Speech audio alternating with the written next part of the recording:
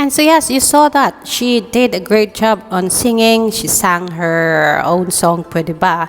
A revision of the old song na talagang pinasikat niya muli. And yeah, the good thing, eto siya. Hindi siya nag-host, pero nag-perform siya ng 3 beses, mga kaibigan.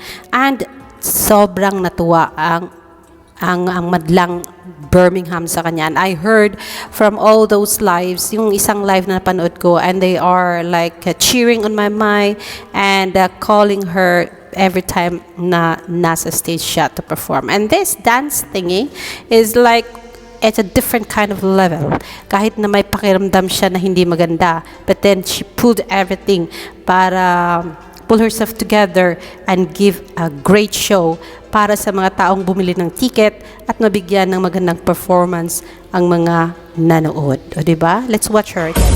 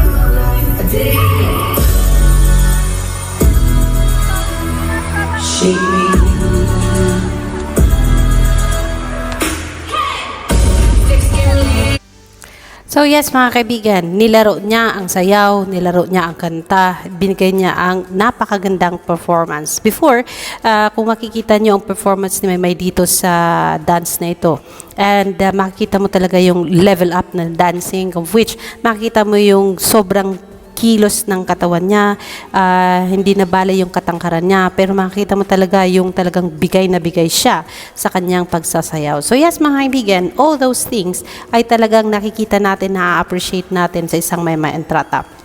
Bishop was saying, just showing you all how amazing her live vocals are.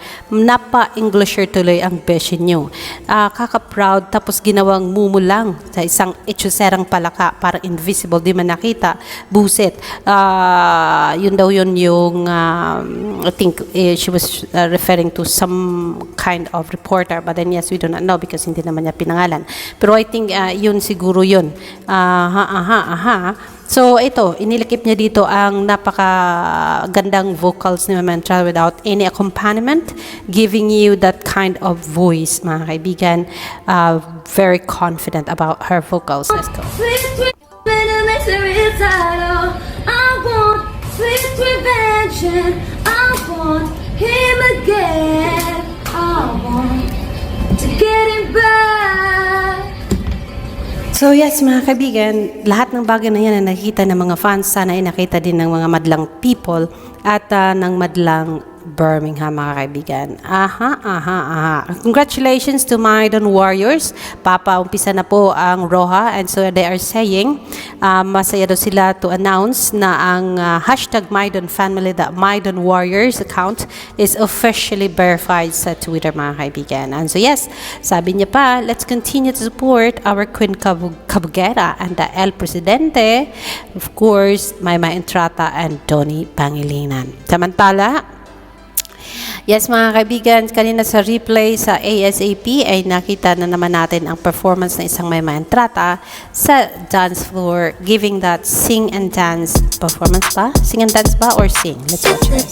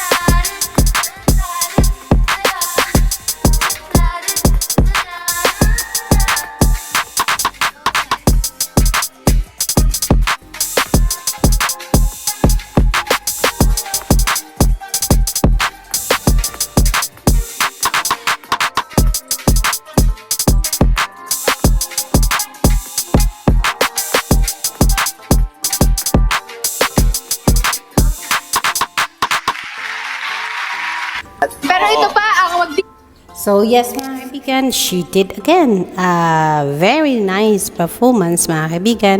Kasi when you are performing and when you're singing in front of everybody, it's about retelling a story of the writer. So mga kaibigan, I think kayang-kaya at always ginagawa ng isang Maymay Entrata ang bagay na yan. Yung connecting her music sa kanyang viewers' emotions pa lang, facial expression with all the, yung talagang ini-inject yung buong sarili niya sa isang kanta at sa isang performance ay talagang masasabi nating well done ang isang Maymay Entrata.